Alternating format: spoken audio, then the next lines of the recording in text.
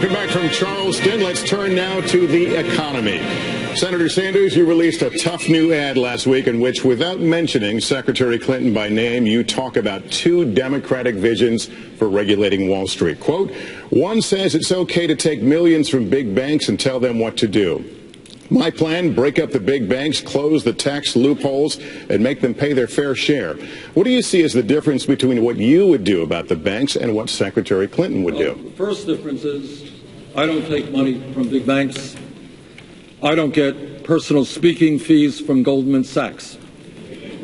What I would do is understand that when you have 3 out of the 4 largest banks today bigger than they were when we bailed them out because they were too big to fail, when you have the 6 largest financial institutions having assets of 60% of the GDP of America, it is very clear to me what you have to do. You got to bring back a 21st century Glass-Steagall legislation, and you got to break up these huge financial institutions. They have too much economic power, and they have too much financial power over our entire economy. If Teddy Roosevelt were alive today, the old Republican trust buster, what he would say is, these guys are too powerful, break them up. I believe that's what the American people want to see. That's my view. Secretary Clinton, help the voter understand the daylight between the two of you here. Well, there's no daylight on the basic premise that there should be no bank too big to fail and no individual too powerful to jail. We agree on that. But where we disagree is the comments that Senator Sanders has made that don't just affect me, I can take that, but he's criticized President Obama for taking donations from Wall Street. And President Obama has led our country out of the Great Recession. Senator Sanders called him weak, disappointing. He even in 2011 publicly sought someone to run in a primary against President Obama. Now, I personally believe that President Obama's work to push through the Dodd-Frank bill and then to sign it was one of the most important regulatory schemes we've had since the 1930s. So I'm going to defend Dodd-Frank, and I'm going to defend President Obama for taking on Wall Street, taking on the financial industry, and getting results. Senator Sanders, your response. Set the record right. In 2006, when I ran for the Senate, Senator Barack Obama was kind enough to campaign for me. 2008, I did my best to see that he was elected, and in 2012, I worked as hard as I could to see that he was reelected. He and I are friends. We've worked together on many issues. We have some differences of opinion. But here is the issue. Secretary touched on it. Can you really reform Wall Street when they are spending millions and millions of dollars on campaign contributions, and when they are providing speaker fees to individuals? So it's easy to say, well, I'm going to do this and do that. But I have doubts when people receive huge amounts of money from Wall Street. I am very proud. I do not have a super PAC. I do not want Wall Street's money. I'll rely on the middle class and working families for my campaign contributions. I have a question for you. You know, I think since Senator Sanders followed up on this, your profusion of comments about your feelings toward President Obama are a little strange given what you said about him in 2011. But look, I have a plan that most commentators have said is tougher, more effective, and more comprehensive. That's not true. It builds on the Dodd-Frank. Yes, it is. It builds on the Dodd-Frank regulatory scheme, but it goes much further. Because both the governor and the senator have focused only on the big banks. Lehman Brothers, AIG, the shadow banking sector were as big a problem in what caused the Great Recession. I go after them, and I can tell you that the hedge fund billionaires who are running ads against me right now, and Karl Rove, who started running an ad against me right now, funded by money from the financial services sector, sure think I'm the one they don't want to be up against. Yeah, thank you.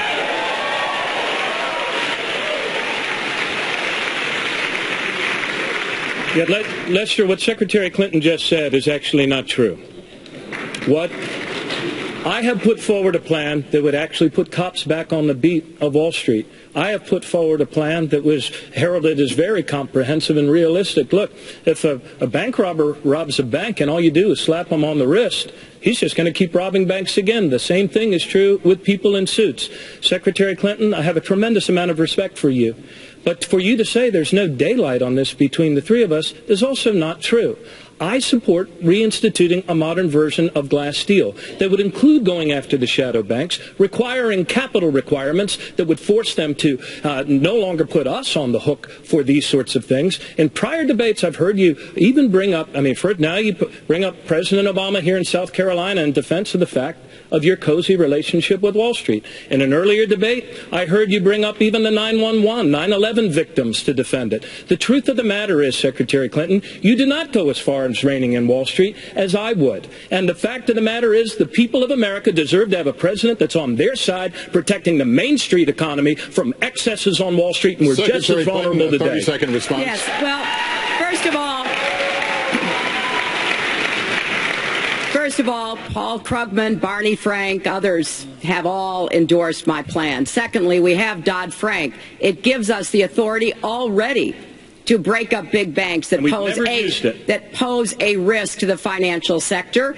I want to go further and add to that. And, you know, Governor, you have raised money on Wall Street. You raised a lot of money on Wall Street when you were the head of the Democratic Governors Association. Yeah, but I haven't gotten a penny this year, so somebody please go on to MartinO'Malley.com. Go on to MartinO'Malley.com. Send me your checks. They're not giving me zero. The point is that if we're going to be serious about this and not just try to score political points, we should know what's in Dodd-Frank. And what's in Dodd-Frank already gives the president the authority with his regulators to make those decisions. How corrupt this system is. Goldman Sachs recently fined $5 billion. Goldman Sachs has given this country 2 secretaries of Treasury, one on the Republicans, one on the Democrats. The leader of Goldman Sachs is a billionaire who comes to Congress and tells us we should cut Social Security, Medicare, and Medicaid. Secretary Clinton, and you're not the only one, so I don't mean to just point the finger at you. You've received over $600,000 in speaking fees from Goldman Sachs in 1 year.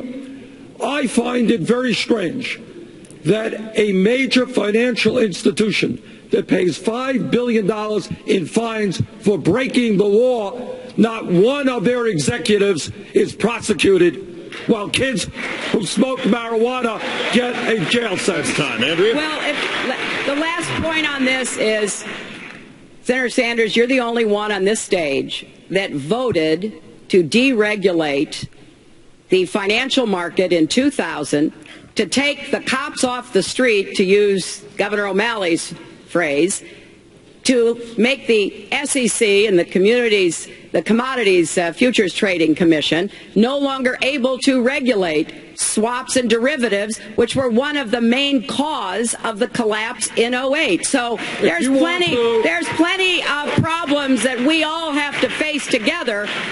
And the final thing I would say, we're at least having a vigorous debate about reining in Wall Street. The Republicans want to give them more power and repeal Dodd-Frank. That's what we need to stop. Anyone who wants to check my record, anyone who wants to check my record in taking on Wall Street, in fighting against the deregulation of Wall Street, when Wall Street put billions of dollars in lobbying and campaign contributions to get the government off their backs. They got the government off their backs. Turns out that they were crooks and they destroyed our economy. I think it's time to put the government back on their backs. Senator Sanders. Senator Sanders, we've talked a lot about things you want to do. You want free education for everyone. You want the federal minimum wage raised to $15 an hour. You want to expand Social Security benefits. You've been specific about what you want, but let's talk about how to pay for all this. You now said that you would raise taxes today, 2 hours or so ago. You've said you would raise taxes to pay for your health care plan. You haven't been specific about how to pay for the other things. Will you tell us tonight? Good. You're right.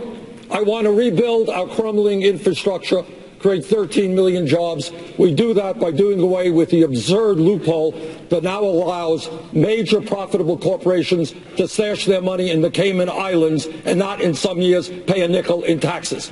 Yes, I do. I plead guilty. I want every kid in this country who has the ability to be able to go to a public college or university tuition free. And by the way, I want to substantially lower student debt interest rates in this country as well. How do I pay for it? I pay for it through a tax on Wall Street speculation. This country and the middle class bailed out Wall Street. Now it is Wall Street's time to help the middle class. In fact, we have documented, unlike Secretary Clinton, I have documented exactly how I would pay for our ambitious agenda. Andrea, I'm the only Secretary person on this Clinton, stage today. So Secretary Clinton, you want to respond? Well, I have actually documented every way that I'm going to pay for what I'm doing because I think the American public deserves to know, and you can go to my website and actually see that. But there are serious questions about how we're going to pay for what we want to see our country do. And I'm the only candidate standing here tonight who has said, I will not raise taxes on the middle class. I want to raise incomes, not taxes. And I'm going to do everything I can to make sure that the wealthy pay for debt-free tuition, for child care, for paid family leave. To help us bring down student debt, we're going to refinance that student debt, saving kids thousands of dollars. Yeah, and that will also come out of some of the pockets of people in the financial services industry. But I will tell you exactly how I pay for everything I propose.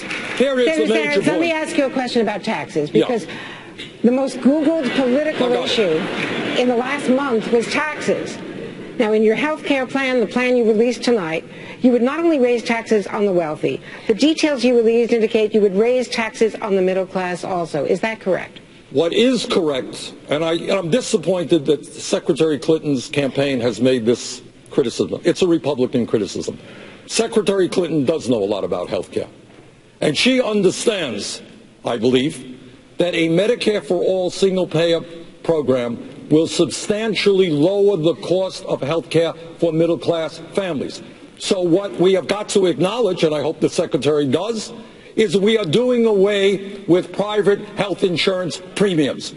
So instead of paying $10,000 to Blue Cross or Blue Shield, yes, some middle-class families would be paying slightly more in taxes, but the result would be that that middle-class family would be saving some $5,000 in health care costs. A little bit more in taxes, do away with private health insurance premiums. It's a pretty good deal.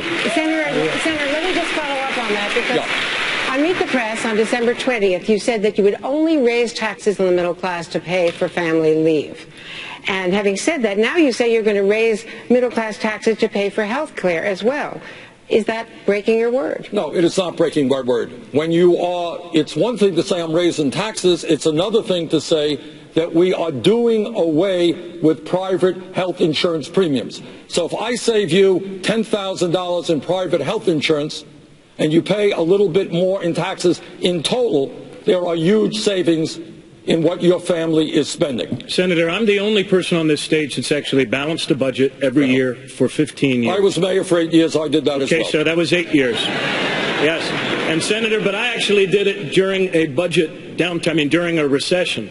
And Andrea, I had to make more cuts than any governor in the history of the state of Maryland, but we invested more in infrastructure, more in transportation. We made our public schools #1 in America 5 years in a row. and went 4 years in a row without a penny's increase to college tuition. The things that we need to do in our country, like debt-free college in the next 5 years, like making national service a universal option in order to cut youth unemployment in half in the next 3 years. All of these things can be done if we eliminate one entitlement we can no longer afford as a nation. And that is the entitlement that the super wealthy among us, those making more than $1 million, feel that they are entitled to paying a much lower marginal tax rate than was usual for the better part of these 80 years. And if we tax earnings from investments on money, namely capital gains, at the same rate as we tax earnings from sweat and hard work and toil, we can make the investments we need to make our country better. We've got a lot of ground to cover here.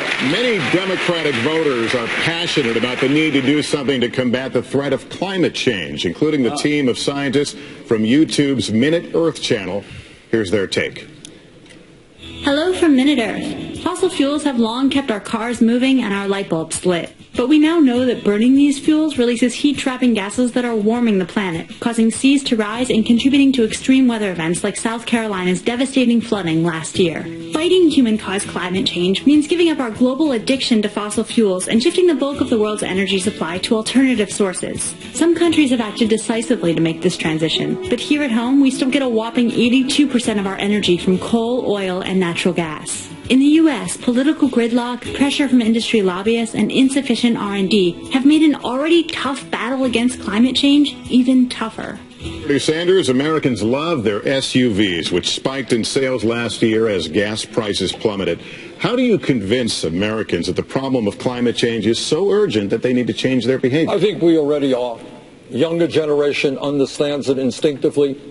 I was home in Burlington, Vermont on Christmas Eve. The temperature was 65 degrees. People in Vermont know what's going on. People who did ice fishing where their ice is no longer there on the lake understand what's going on. I'm on both the environmental and energy committees. The debate is over. Climate change is real. It is already causing major problems. And if we do not act boldly and decisively, a bad situation will become worse. It is amazing to me, and I think we'll have agreement on this up here, that we have a major party called the Republican Party that is so owned by the fossil fuel industry and their campaign contributions that they don't even have the courage, the decency to listen to the scientists. It is beyond my comprehension how we can elect the President of the United States, somebody like Trump, who believes that climate change is a hoax invented by the Chinese. Bottom line is, we need to be bold and decisive. We can create millions of jobs. We must, for the sake of our kids and grandchildren, transform our energy system away from fossil fuel to energy efficiency and sustainable energy. I've got the most comprehensive legislation in the Senate to do that, and as President, I will fight to make that happen. Governor O'Malley, 30 seconds, sir. Thank you. Lester, on this stage tonight, this Democratic stage, where we actually believe in science, I would like to challenge and invite my colleagues here on this stage to join me in putting forward a plan to move us to a 100% clean electric energy grid by 2050. It can be done with solar, with wind, with new technologies, with green buildings. This can happen, but President Obama made us more energy independent. But an all-of-the-above strategy didn't land us on the moon. We need American ingenuity, and we need to reach this goal by 2050 for the sake of our kids. That's time. We're going to take a break. When we return, the late-breaking developments regarding Iran. The threat of ISIS now more real than ever on U.S. soil. Americans in fear and hearing few good answers. We'll be right back.